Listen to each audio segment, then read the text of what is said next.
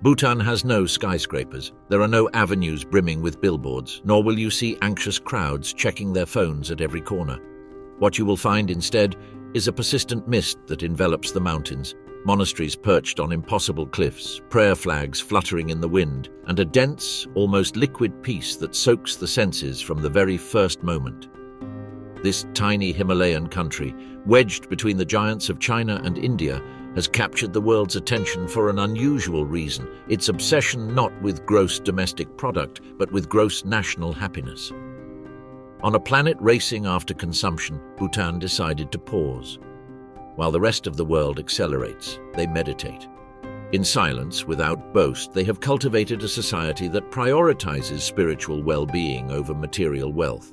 But what few know is that this apparent happiness has a far more complex and fascinating backdrop. Bhutan is a country living in twilight, both literally and symbolically. Only in 2016 was nationwide access to electricity completed. Until recently, much of its population cooked with firewood, lit their homes with candles, and walked for hours to reach the nearest school. Even today, in many mountain villages, the light arrives intermittently, if at all.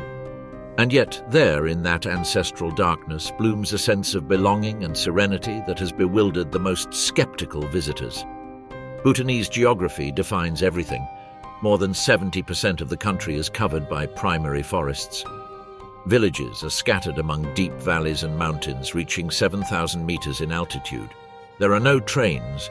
Only a single winding road traverses the country, connecting the capital, Thimphu, with other regions, many of which remain virtually isolated during snowfalls or monsoon rains. This isolation has been both a blessing and a challenge. On one hand, it has shielded Bhutan from the devastating influences of globalization. On the other, it has made life here profoundly rural, artisanal, and often precarious. Inhabitants must grow their own food, weave their own clothes, build their own houses, not as a hipster trend, but as an age-old necessity. Yet the extraordinary fact is that, amid this apparent material poverty, Bhutanese do not feel poor. On the contrary, their value system is so deeply anchored in Tantric Buddhism that wealth is measured in mental tranquility, family harmony, and connection with nature. The teachings of Padmasambhava, the guru who brought Buddhism to the region, are tattooed on the collective consciousness. Impermanence, compassion, renunciation are living concepts, not phrases for self-help books. Walking through a Bhutanese village is like entering a time capsule. The houses, built of wood and stone, follow traditional patterns. Their windows are decorated with phallic paintings, symbols of fertility and spiritual protection that often confuse visitors, but here form an unabashed part of daily life. Women, dressed in their multicolored kira, and men, wearing the go wrapped to the knees, maintain an ancestral aesthetic without having turned it into a folkloric spectacle. Religion and daily life are not separate. In every house there is a small altar. At every crossroads, a white stupa. On every mountain, a tutelary deity. Spirituality in Bhutan is not confined to temples. It is embedded in architecture, language, and government decisions. Even tourism, one of the emerging economic pillars, is regulated by Buddhist principles. Visitors must pay a high daily fee precisely to prevent mass tourism and protect cultural and ecological balance. Despite its reputation as a happy country, life in Bhutan is far from easy. Exhausting treks to access basic services, a lack of modern medical resources, and natural disasters, landslides, earthquakes, snowstorms are common occurrences. Yet what surprises most is how the population seems to face all this without drama.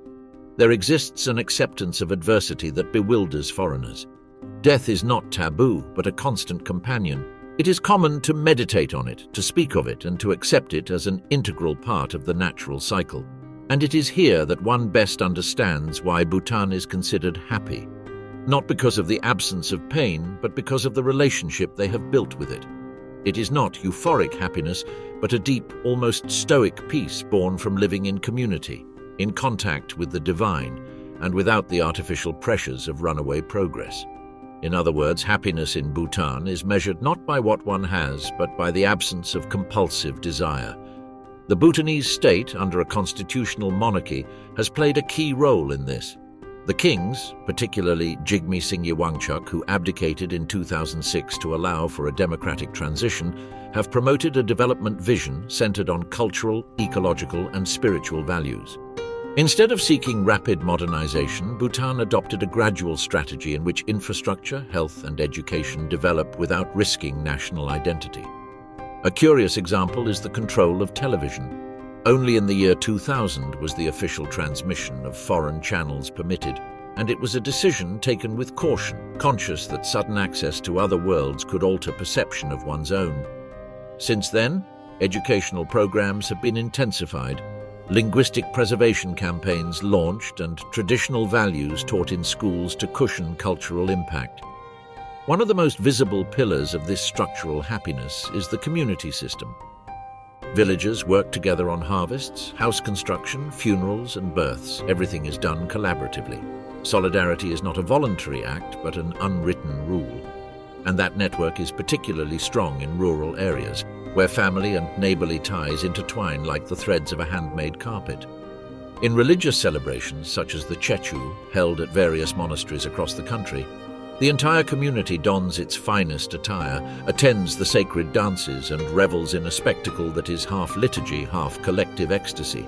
It is there that Bhutanese darkness is illuminated not by neon or floodlights, but by the warm light of shared devotion.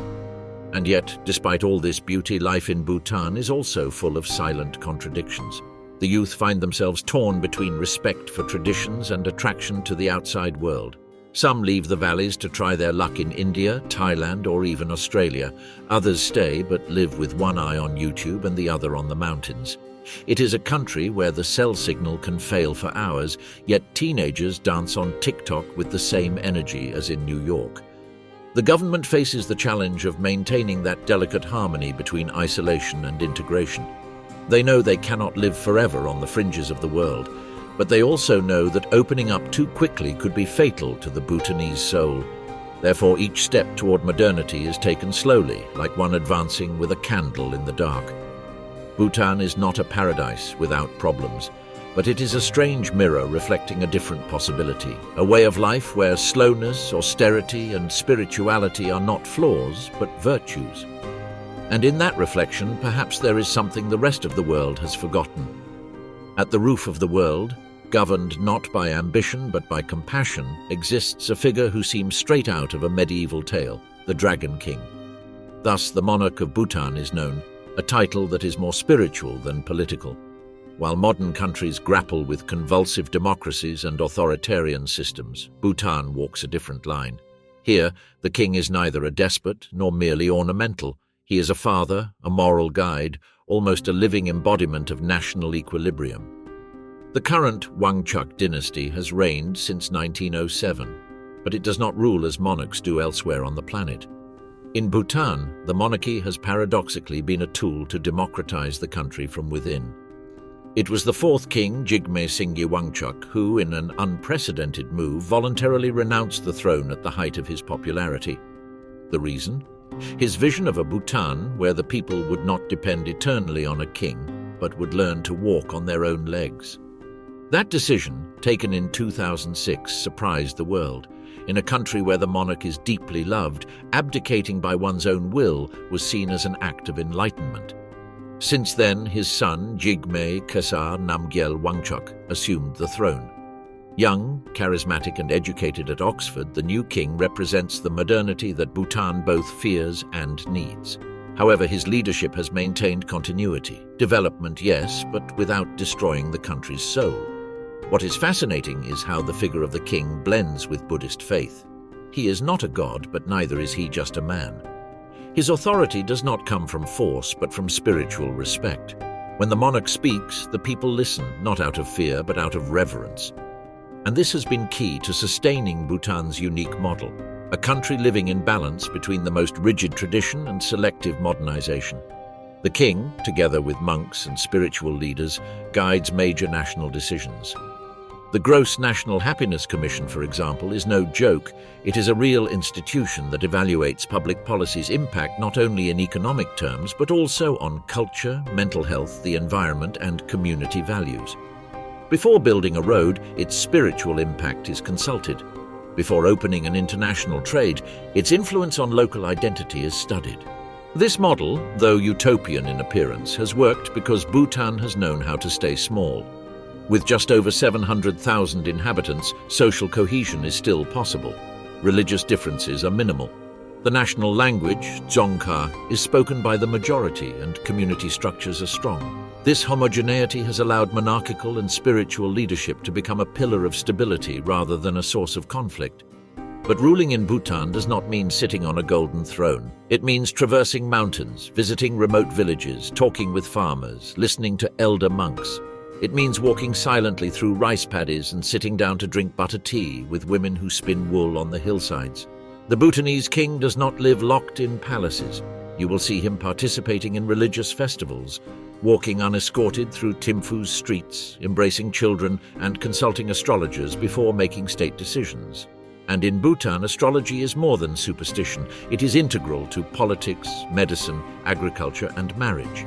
Every important decision aligns with lunar cycles and Tibetan zodiac signs. No law is signed without first consulting whether the day's energies are propitious.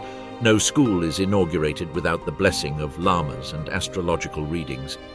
This syncretism between mysticism and public administration might seem laughable elsewhere, but in Bhutan it is normal. It is part of the delicate balance that sustains the country. The monarchy has also been crucial in environmental protection. Under royal mandate, more than 60% of the territory must remain forested. And it is not just a paper law, it is a tangible reality.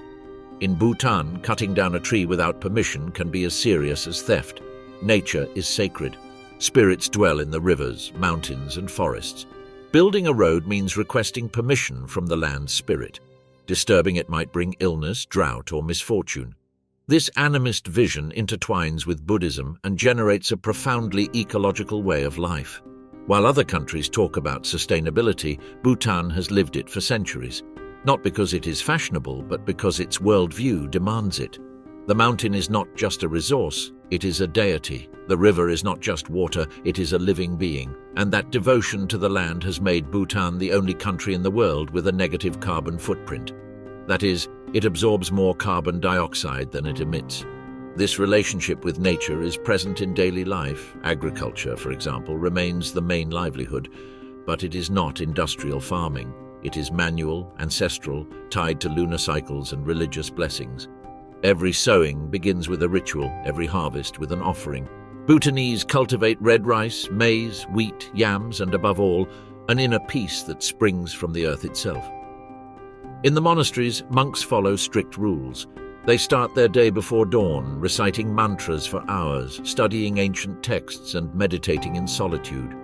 They do not seek fame or quick enlightenment. The spiritual path in Bhutan is arduous, silent, and without spectacle. Sometimes they spend weeks in retreat, surviving only on tea, without speaking or moving. From childhood, they are trained in patience, devotion, and detachment. And those monks are vital to the community. They not only pray, they also advise, heal, resolve disputes, and teach. In some remote regions, lamas are the only real authority. Villagers consult them for everything: when to plant, when to marry, how to cure a stomachache. This absolute trust in spiritual wisdom has made temples places of gathering, learning, and refuge. Even young people, despite social media and external influence, still consider monastic life a valuable option. Nevertheless, the advance of technology has also arrived. Although delayed, the internet has penetrated even the most hidden valleys.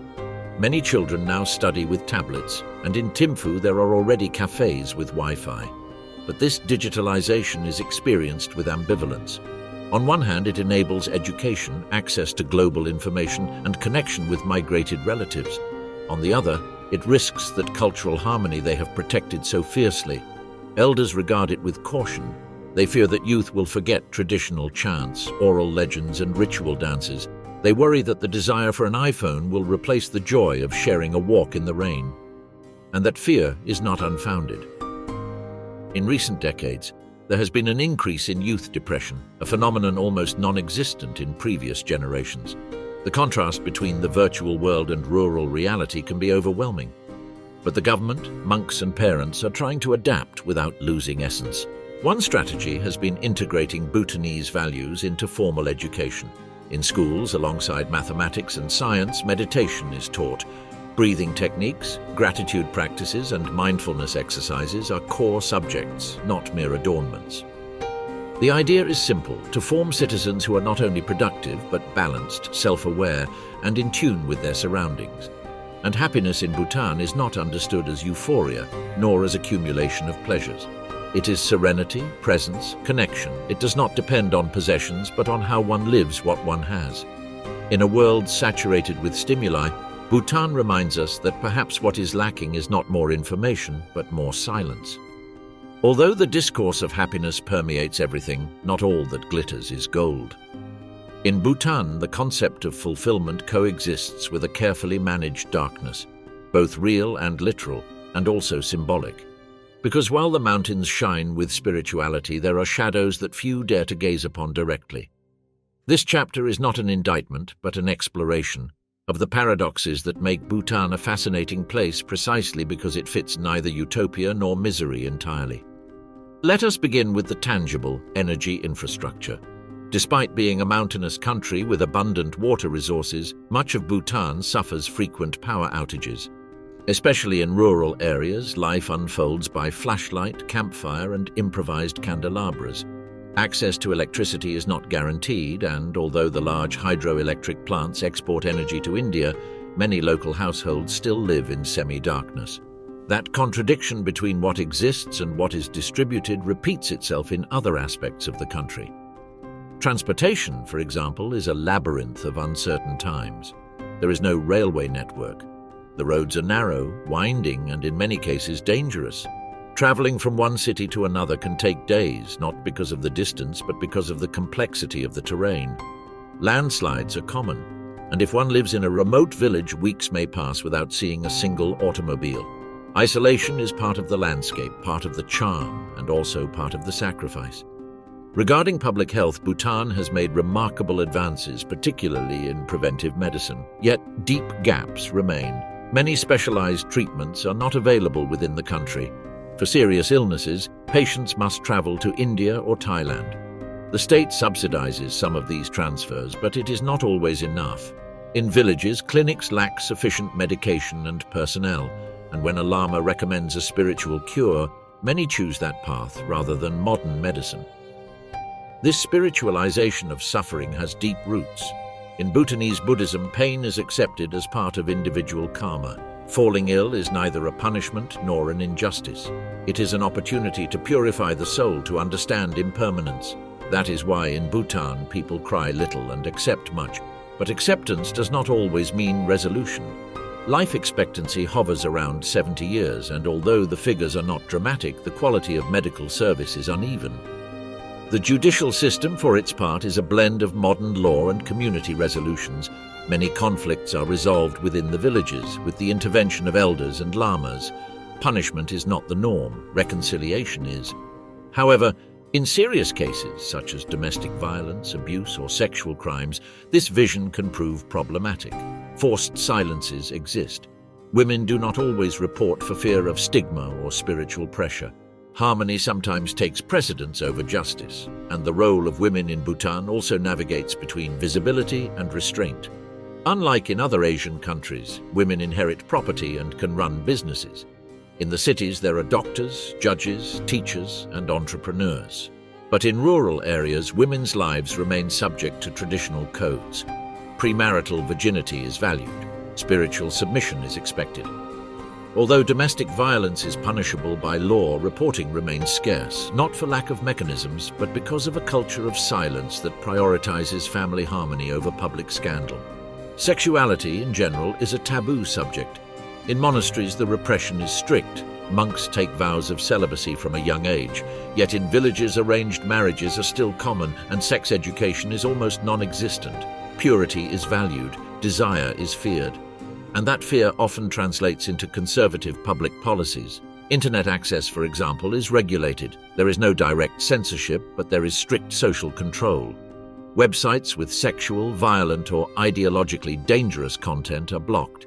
Media outlets, mostly state-run, repeat the official discourse without much criticism, and independent journalists know there are invisible lines they must not cross. Bhutan is not a dictatorship, but it is not a liberal democracy either. It is a country governed with a soft yet firm hand.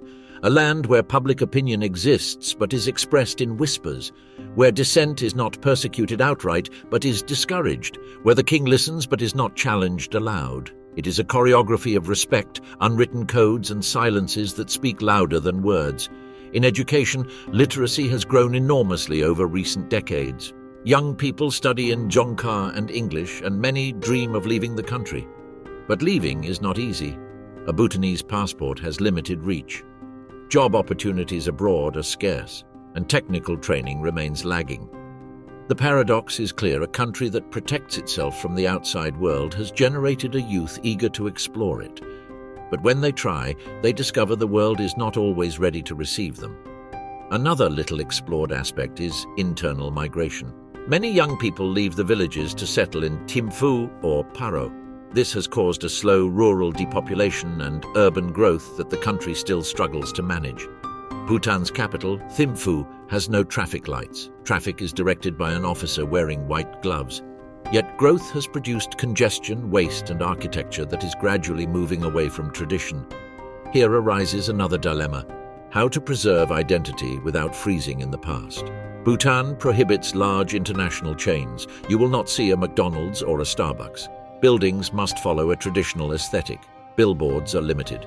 But as local businesses grow, tensions emerge. Youths who want to wear Western clothes, use makeup, listen to reggaeton, and travel without restrictions. The government seeks to mediate wisely.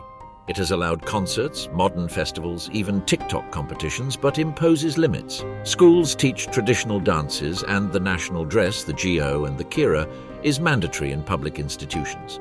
Gross national happiness includes heritage preservation. But can that heritage coexist with globalization? In tourism, the strategy is clear: exclusivity over massification. Bhutan charges each foreign visitor a daily fee, which can reach up to $200, to limit cultural and environmental impact. This has turned the country into an almost mystical destination reserved for elite travelers. But it has also created inequalities. Not all Bhutanese benefit from tourism. The most remote communities hardly see any foreigners, and economic gains concentrate in urban areas or family-controlled enterprises. Still, the policy works. Bhutan has not been overrun by mass tourism. Its temples are not collapsing with selfie takers. Its mountain trails are not eroded by backpacker caravans. Its essence, at least for now, remains intact, but for how much longer? Because growing pressure comes from India, from China, and from the country's own young people. Globalization does not stop at the border. It arrives via satellite, fiber optics, and ideas. It comes with films, songs, and dreams that contradict traditional simplicity. And therein lies Bhutan's most profound tension. To be happy does not mean to remain still, but to move too much can shatter what still makes it special.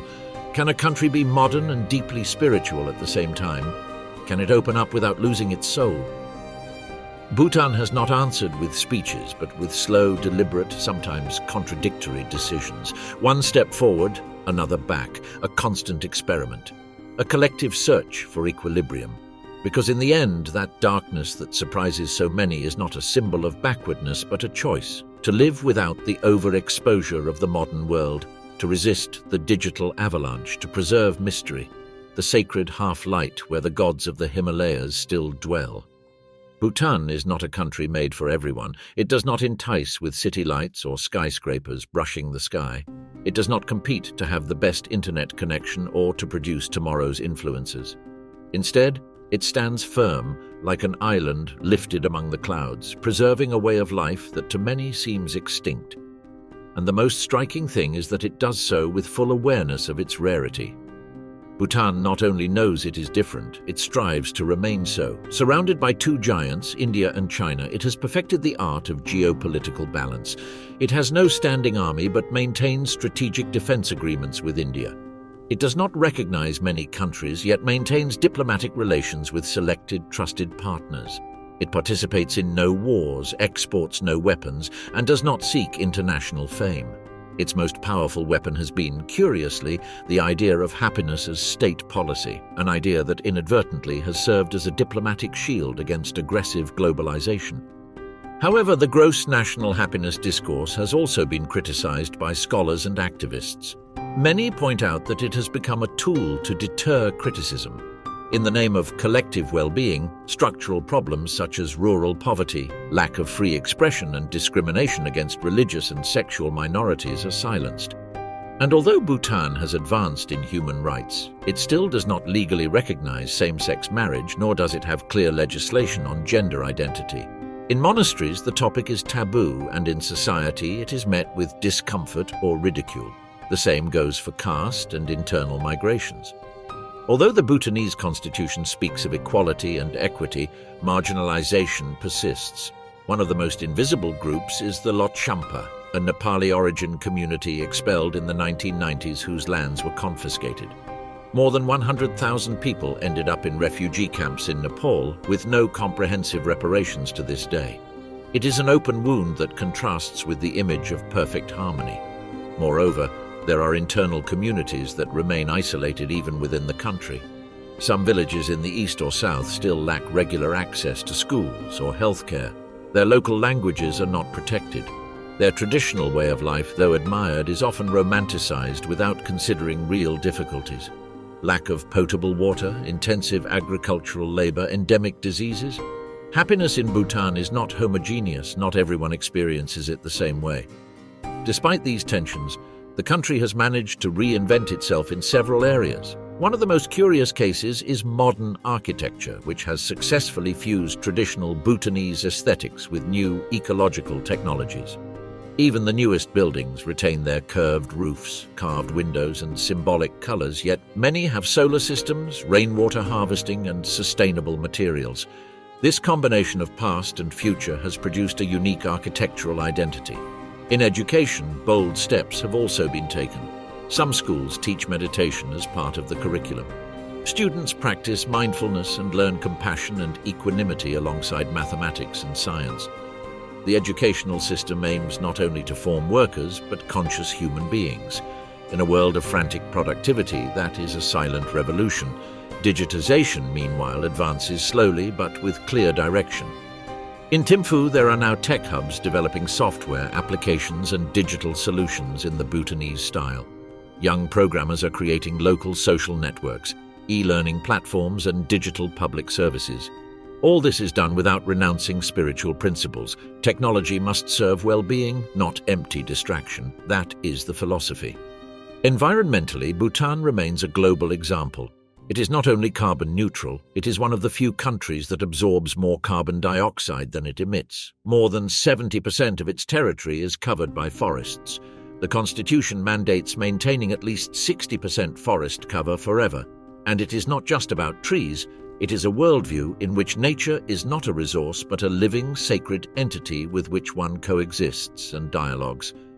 This spiritual connection to the land is evident in religious festivities. During Chechu festivals, entire villages dress in their finest garments, decorate temples with prayer flags, and dance to the rhythm of masks representing gods, demons, and sacred animals. It is not a tourist spectacle, but a collective purification ceremony and soul renewal. And although tourists can now witness these dances, locals continue to practice them with genuine devotion. Another fascinating phenomenon in Bhutan is the figure of the Drangpon, judge monks who combine legal knowledge with spiritual wisdom. In their courts, they do not only impose penalties but offer counsel, mediate, and seek repair of harm through forgiveness rather than punishment. This model has attracted interest from judicial systems in other countries, exploring more restorative forms of justice. In daily life, Bhutan may seem simple, yet it is laden with depth. People greet each other with bows, not handshakes. Conversations are filled with meaningful pauses and silences. Hospitality is a moral obligation. Offering butter tea or rice curry is almost mandatory. And if a stranger arrives unannounced at a home, they are invited in without question. Yet this same kindness can conceal tensions. Bhutanese are courteous but reserved. Not everything is said or revealed. There are social codes foreigners must learn to integrate. Criticizing the king, even in jest, is seen as a grave disrespect. And talking too much about politics, religion, or sex may be considered an invasion of personal balance. Foreigners also never feel entirely part of the country. Bhutan zealously protects its identity. Land cannot be purchased by non-citizens. Citizenship is not easily obtained. Mixed marriages are uncommon. And although tourism grows, cultural colonization is fiercely resisted. Bhutanese value what is theirs. They know their country need not resemble any other. And while they observe the outside world with curiosity, they do not bow before it. That silent pride is one of the keys to their resilience. Bhutan does not want to be Silicon Valley, Dubai, or Tokyo. It wants to be Bhutan. And it is willing to pay the price: isolation, slowness, shortages, but also inner peace, time and connection. Because in this corner of the Himalayas, time follows a different rhythm. Mountains do not hurry, glaciers do not rush. People live less anxiously, less intoxicated by stimuli, more present. Perhaps that is what the world has forgotten. Living is not just producing, accumulating, or winning. Living is also breathing, contemplating, and dying with dignity. In Bhutan, death is not an enemy but a teacher. That is why it is contemplated from an early age. Monks meditate in cemeteries. Family stories include ghosts, karmic cycles, and reincarnations. Because happiness here is not a fleeting euphoria. It is a serenity built upon embracing the inevitable. And that serenity, though odd by modern standards, may be Bhutan's true treasure. It is not in its landscapes, temples, or tourist slogans. It lies in how Bhutanese walk, bow, and observe the world, in a gaze that needs nothing more to feel complete, in a heart that knows how to lose, in a mind that knows how to pause. While the world races toward artificial intelligence, metaverses, and the conquest of Mars, Bhutan stands there, silent, steadfast, sacred. Not because it ignores the future, but because it has understood something essential. True evolution does not always mean running forward, but remembering where we came from. And perhaps in that chosen darkness, far from noise, screens, and ego, Bhutan is not behind, but one step ahead of the rest of the world.